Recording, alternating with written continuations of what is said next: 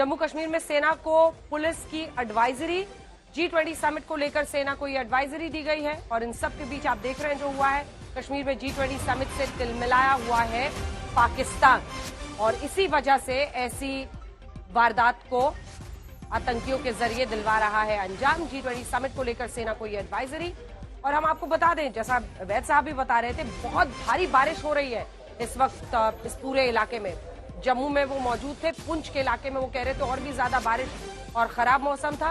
जम्मू कश्मीर में सेना को पुलिस की एडवाइजरी। और इसी के साथ साथ हम बता दें, उनका ये कहना था कि पाकिस्तान के विदेश मंत्री का हमें बॉयकॉट करना चाहिए। Siachen was captured when there was virtually a snowstorm on and it was extreme foggy area, and we got the better of Pakistan at that point of time. Our troops are trained to deal with such a situation. Apparently the SOPs were violated and they were not following the SOPs in the manner that they ought to have followed through, and we have apparently paid the price for it. It's very unfortunate and should have been avoided. This notwithstanding, now that this incident has taken place, I'm very certain the army and the paramilitary forces and the JK police know what to do. The entire area must have been cordoned off. Huge amount of search operation would have been already launched, and I'm very certain that they will not be allowed to exfiltrate, and sooner than later, within the next 24 hours or 48 hours, they will be taken to task and the terrorists will be eliminated. Sir, Indian army ने statement issue की है जिसमें तो तमाम अधिकारी हो सब यही जानकारी दे रहे हैं कि जिस तरह से मौसम का फायदा उठाया गया, भारी बारिश हो रही थी, पहले फायरिंग की गई, उसके बाद ग्रेनेड से हमला, फिर गाड़ी को आग के हवाले किया। लेकिन पाकिस्तान का हाथ होने की वजह से सबका यह मानना है कि G20 समिट का जो आयोजन भारत कर रहा है उसको लेकर बौखलाया हुआ है पाकिस्तान, और इसी की वजह से ये सब कुछ होता हुआ दिखाई दे रहा है। जल्दी से आप दोनों से एक कमेंट लेते हुए, मंजीत, अब मामला तो रक्षा मंत्री को सारा कुछ ब्रीफ कर दिया गया है, लेकिन सवाल यह है कि घटना हो गई है और हमारे 5 जवान शहीद हुए हैं। देखिए, फिलहाल अभी सेना के सामने चुनौती ये है कि जिस आतंकी ग्रुप ने इस घटना को अंजाम दिया उसको इस इलाके में घेरा जाए। और जैसा कि अंजना जानकारी थी, लगातार जो वहां पर खुफिया तंत्र है, चाहे सेना का हो या पुलिस का हो, आईबी का हो, उन्होंने इस तरह की घटना की जानकारी दी थी कि इस तरह का खुफिया इनपुट है।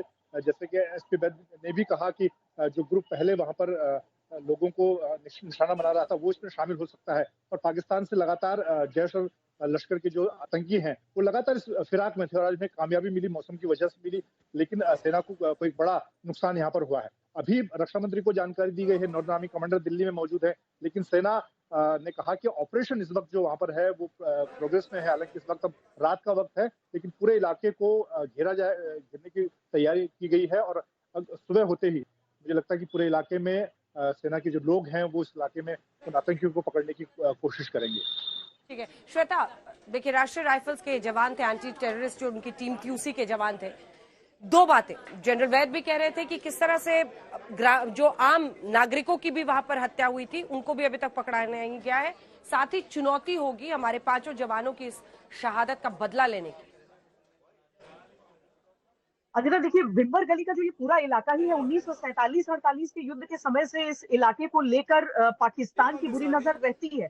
बहुत मुश्किल इलाका है ये, और जब आप उस मुख्य सड़क पर, हाईवे पर चलेंगे तो एक साइड से आप पूरी तरीके से पाकिस्तान को एक्सपोज रहते हैं। हर युद्ध के समय में यहाँ पर दिक्कत आती है, लेकिन चूंकि यहाँ की जो रिहाइश है लोगों की, जिस तरह के लोग यहाँ पर रहते हैं, जिस तरह की डेमोग्राफिक प्रोफाइल है, उसमें आपको वैसी दिक्कतें नहीं आती हैं। उनका जो है वो एंटी पाकिस्तान रवैया सब अच्छी तरीके से जानते हैं। पर पिछले साल ही नहीं, 2 साल से आप देखेंगे वहां पर रजौरी के नजदीक उन जंगलों में किस तरीके से घुसपैठ की बात सामने आई, आतंकियों को ढूंढने की बात सामने आई। और अब जो सबसे अहम जो चिट्ठी अंजना जो कि लिखी गई थी, जिसमें इनपुट रिगार्डिंग G20 समिट के सभी आर्मी यूनिट्स को भी सावधान किया गया था इस बाबत, जिसमें यह बताया गया था कि पाकिस्तान में और पाक ऑक्यूपाइड कश्मीर में वहां पर वॉलंटियर्स को कहा जा रहा है कि जिहाद ब्रिगेड लिमिटेड टाइम के लिए, यानी शॉर्ट सर्विस, आतंकवाद के शॉर्ट सर्विस के लिए उनको कहा जा रहा था। The announcement said that those willing to cross over will be trained and equipped with arms and